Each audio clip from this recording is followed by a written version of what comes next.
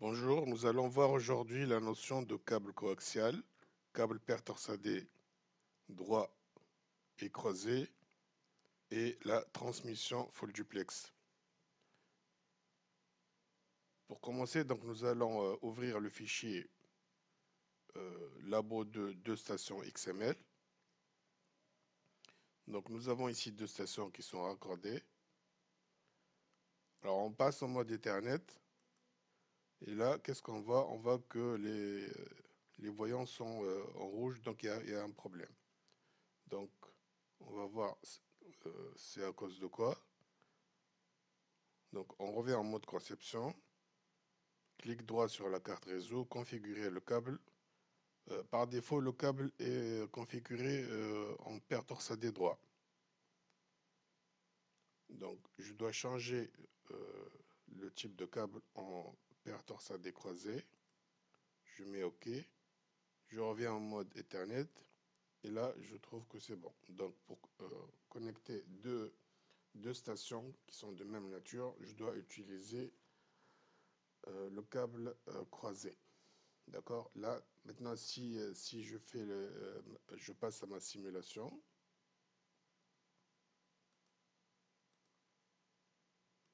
Donc, émettre une trame. Normalement, c'est bon, ça passe. OK?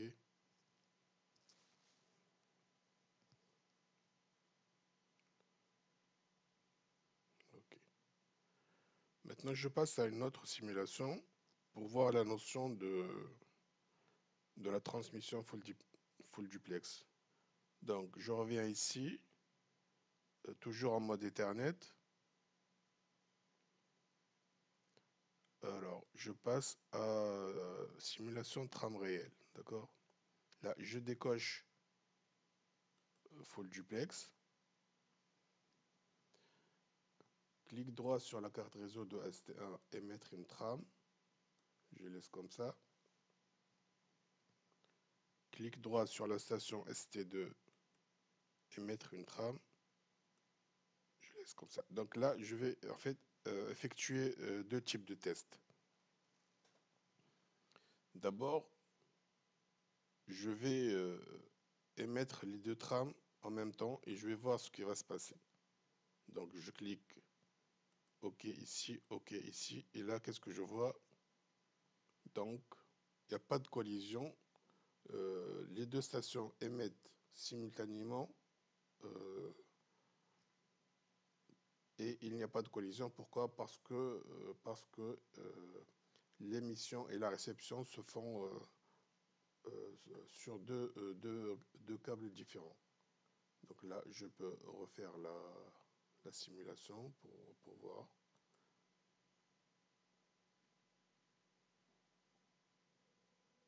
Voilà.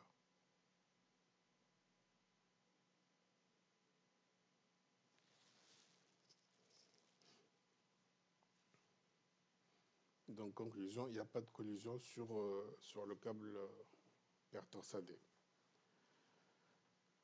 Maintenant, je passe à mon deuxième test. Clic droit sur la carte réseau ST1 et mettre une trame. Je laisse de côté. Clic droit sur la carte réseau ST2 et mettre une trame. Je laisse à côté. Alors, ce que je vais faire maintenant, c'est de émettre la trame de ST1 et attendre jusqu'à ce que cette trame arrive à la station ST2. Et lorsqu'elle arrive à la station, je vais émettre la trame de ST2. Et je vais voir ce qui va se passer. Donc là, je clique OK sur l'émission de ST1 vers ST2. OK. Là, j'attends, la trame arrive, je clique OK. Et là, qu'est-ce qu'on voit? La station S2 est en train d'attendre. Voilà, et puis elle réémet. Donc, donc la station S2 n'a pas émis tout de suite sa trame. Elle a attendu un laps de temps. Je vais refaire la simulation. Donc je clique ici sur l'onglet bis. Donc là, regardez bien, au niveau de la station 2, là, il y a un temps d'arrêt elle attend que la fin de la transmission de STD1. En fait, voilà, elle attend que le câble soit libre pour émettre. Et puis elle émet. OK. Alors, pourquoi ce phénomène? Parce que en fait, j'ai décoché la case full duplex. Maintenant, je vais refaire le même test en cochant sur la case full duplex. Donc, je vais refaire ma simulation et mettre une trame ST1 vers ST2 et mettre une trame de ST2 vers ST1. Et je vais refaire la même simulation. J'attends, j'émets la trame de ST1, j'attends qu'elle arrive sur ST2 et ensuite j'émets depuis ST2. Donc, je clique ici OK. Et là, quand elle arrive, je fais OK. Et là, vous voyez que la station S2, elle émet tout de suite. Elle n'a pas accusé un temps d'arrêt comme elle a fait tout à l'heure. Pourquoi? Parce on a mentionné que la transmission était en full duplex. Donc, la station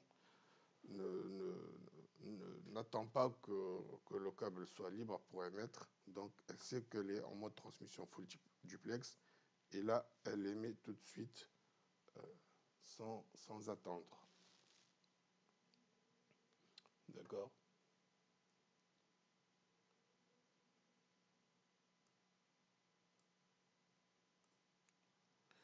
Nous allons voir maintenant la notion de câble coaxial. Donc, je reviens en mode conception réseau. Je vérifie mon câble, configurer le câble. Et là, je mets câble coaxial. Je coche ici, je mets OK. Je passe mode Ethernet. Clic droit sur la carte réseau. Et mettre une trame. Clic droit sur carte réseau ST2 et mettre une trame. Et là, je vais émettre simultanément les deux stations. Et là, il y a une collision. D'accord?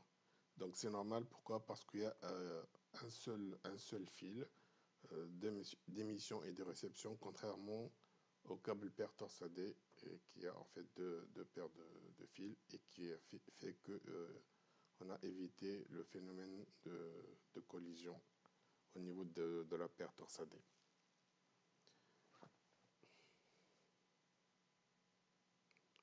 Voilà. Donc je refais la simulation.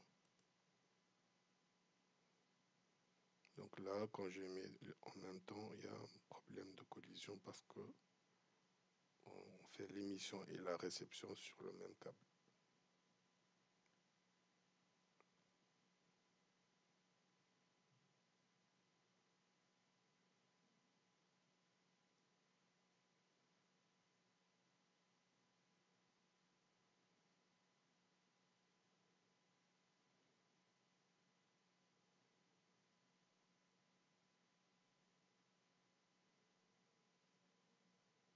Voilà.